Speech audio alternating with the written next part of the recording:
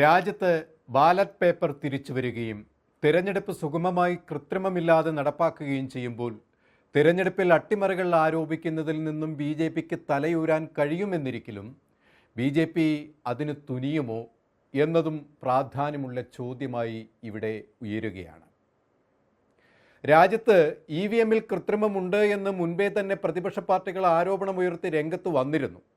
പാർലമെന്റിലടക്കം ഈ വിഷയത്തിൽ ബഹളങ്ങൾ നടക്കുകയും ചെയ്തിരുന്ന സാഹചര്യം നിലനിന്നപ്പോൾ പ്രതിപക്ഷ പാർട്ടികളുടെയും ജനങ്ങളുടെയും കണ്ണിൽ പൊടിയിടാനായി തെരഞ്ഞെടുപ്പ് കമ്മീഷൻ മറുപടി നൽകി ശക്തമായ സാങ്കേതിക സുരക്ഷാ സംവിധാനങ്ങളുടെയും തെരഞ്ഞെടുപ്പ് സുതാര്യവും സ്വാതന്ത്ര്യവും നീതിയുക്തവുമാണെന്ന് ECI ഉറപ്പ് നൽകുന്നുവെന്നാണ് മറുപടി നൽകിയത്.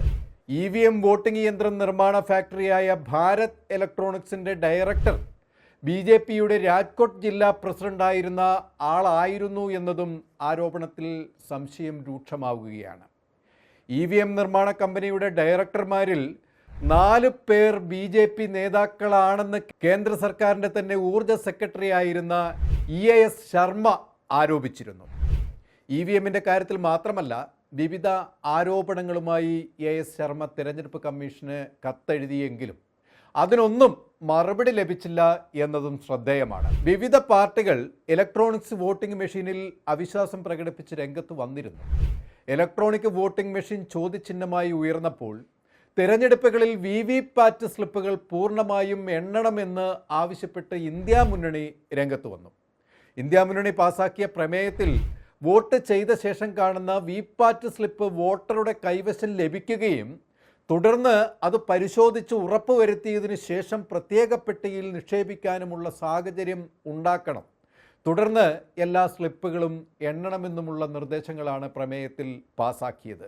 പക്ഷേ പ്രതിപക്ഷത്തിനെ ഒരു തരത്തിലും കണക്കിലെടുക്കാതെ തെരഞ്ഞെടുപ്പ് കമ്മീഷൻ നിലവിലെ EVM നിലപാടിൽ മാറ്റമില്ലാതെ തെരഞ്ഞെടുപ്പ് പ്രക്രിയ EVM സിസ്റ്റത്തിൽ തന്നെ തുടരുകയാണ്. ഇക്കാര്യത്തിൽ നിരവധി ഹർജികൾ സുപ്രീം കോടതിയിൽ കൂമ്പാരമാകുമ്പോഴാണ് സുപ്രീം കോടതി ചീഫ് ജസ്റ്റിസ് ഇതിൻ്റെ മേൽ നടപടി തുടങ്ങിക്കഴിഞ്ഞു എന്ന വാർത്തകളും പുറത്തു വരുന്നത്. ഈ വാർത്തകൾ ശരിയാണ് എങ്കിൽ കേന്ദ്രത്തിന് ഇത് തിരിച്ചടിയാകും എന്നതിൽ യാതൊരു തർക്കവുമില്ല. കാരണം EVM വഴി ജയിച്ചു വന്ന MP-മാരെ വിന്യസിപ്പിച്ചുകൊണ്ടാണ് കേന്ദ്രത്തിൽ സർക്കാർ രൂപീകരിച്ചത്.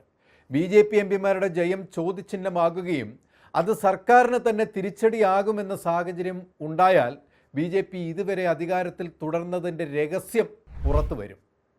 ഇക്കാര്യത്തിൽ മുതിർന്ന അഭിഭാഷകനും കോൺഗ്രസ് നേതാവുമായ കപിൽ സിബൽ കൃത്യമായ വാദഗതികൾ ഉയർത്തിയിരുന്നു.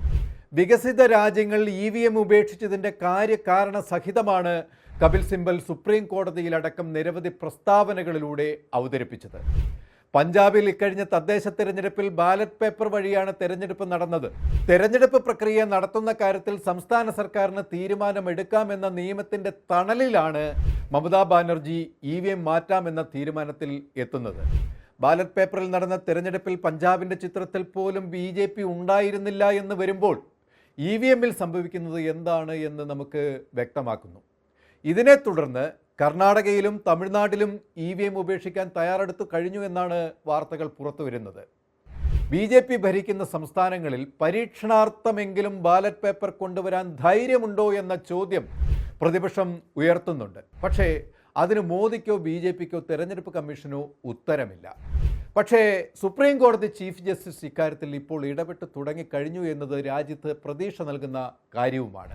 ഒരുപക്ഷെ പ്രതിപക്ഷം സമർപ്പിച്ച ഹർജിയേക്കാൾ പ്രതിപക്ഷം സമർപ്പിച്ച തെളിവുകളേക്കാൾ ഒക്കെ അപ്പുറം സുപ്രീം കോടതി ചീഫ് ജസ്റ്റിസ് സ്ഥാനത്ത് നിന്നും ധാർമ്മികമായ ഉത്തരവാദിത്തത്തിൽ നിന്നുകൊണ്ട് എടുക്കുന്ന നീക്കങ്ങൾ BJPക്ക് ഭീഷണി ആയിരിക്കുകയാണ്. ചീഫ് ജസ്റ്റിസ് ഇക്കാര്യത്തിൽ കർക്കശമായ നിലപാട് സ്വീകരിച്ചാൽ അത് ഏറ്റവും അന്തസ്സുറ്റതും ഏറ്റവും തൻ്റെയിടമുള്ളതുമായ തീരുമാനം ആകും. വിവിധ രീതിയിലുള്ള വോട്ട് കൊള്ള രാജ്യത്തിൻ്റെ ജനാധിപത്യ പ്രക്രിയയെ ആകമാനം തകർത്ത് കളഞ്ഞു. SIR വഴിയും EVM വഴിയും വോട്ടർ പട്ടികയിൽ നിന്നും തങ്ങൾക്ക് അനുകൂലമല്ലാത്തവരെ വെട്ടിമാറ്റിയും അനുകൂലിക്കുന്നവരെ തിരികെ കയറ്റിയും വോട്ട് ചോരി നടത്തിയതിൻ്റെ പ്രകടമായ വലിയ തെളിവുകൾ രാഹുൽ ഗാന്ധി 3 പത്രസമ്മേളനങ്ങളിലൂടെ പുറത്തുവിട്ടിരുന്നു. ഒരേ പേരിൽ തന്നെ ഒട്ടേറെ തവണ പല ബൂത്തുകളിൽ വോട്ട് ചെയ്തതും വോട്ട് നഷ്ടപ്പെട്ട സ്ഥിരം താമസക്കാരായ കുടുംബങ്ങളെയും പത്രസമ്മേളനത്തിൽ നിരത്തിക്കൊണ്ടാണ് വോട്ട് ചോരിയുടെ തെളിവുകൾ രാഹുൽ ഗാന്ധി പുറത്തുവിട്ടത്. വിദേശ വനിതയായ ലാരിസ എന്ന ബ്രസീലിയൻ മോഡലിൻ്റെ ചിത്രമെടുത്ത് ആ പേരിൽ 10 ബൂത്തുകളിലായി 22 തവണ വോട്ട് ചെയ്തതെന്നും രാഹുൽ ഗാന്ധി വെളിപ്പെടുത്തിയിരുന്നു. ഇതൊക്കെ വ്യക്തമാക്കുന്നത് രാജ്യത്തിൻ്റെ തെരഞ്ഞെടുപ്പ് പ്രക്രിയയിലെ കള്ളക്കളികളാണ്. എന്നാൽ ഇപ്പോൾ ഇന്ത്യ മുന്നണിയുടെ ശക്തമായ ഇടപെടൽ കാര്യക്ഷമമായ രൂക്ഷമായ രാജ്യത്ത് ഉയർന്ന സാഹചര്യത്തിൽ സുപ്രീം കോടതിയുടെ നീക്കം പ്രതീക്ഷ നൽകുന്നത് തന്നെയാണ്. മോദി സർക്കാർ EDയെയും CBIയെയും അടക്കമുള്ള കേന്ദ്ര ഏജൻസികളെ പിടിമുറുക്കിക്കൊണ്ട് നടപ്പിലാക്കിയ നടപടികളൊക്കെ ചോദ്യം ചെയ്യപ്പെടുകയാണ്. തെരഞ്ഞെടുപ്പ് കമ്മീഷനെ ചോദ്യം ചെയ്യുന്ന സുപ്രീം കോടതി ചീഫ് ജസ്റ്റിസിൻ്റെ നിലപാടുകൾ രാജ്യത്ത് ഉയർത്തുന്ന പ്രതീക്ഷകൾ ചെറുതല്ല. അത് വെളിച്ചം വീശുന്നത് പ്രതിപക്ഷം ഉയർത്തിയ ആരോപണം ശരിവെക്കുന്ന സ്ഥിതിയിലേക്കാണ്. 2014 ശേഷം രാജ്യത്ത് നടന്ന തിരഞ്ഞെടുപ്പുകളെല്ലാം തന്നെ ചോദ്യം ചെയ്യപ്പെടുന്ന ഒരു നീക്കമാണ് ഇത് രാജ്യത്ത് ഉയർത്തുന്നത്. തിരഞ്ഞെടുപ്പിൽ തട്ടിപ്പ് നടത്തി BJPക്ക് വേണ്ടി ഒത്താശകൾ ചെയ്തു കൊടുത്ത മുഖ്യ തെരഞ്ഞെടുപ്പ് കമ്മീഷണർ കോടതിയിൽ നിരീക്ഷണത്തിലാണ് എന്ന് തെളിയിക്കുകയാണ്.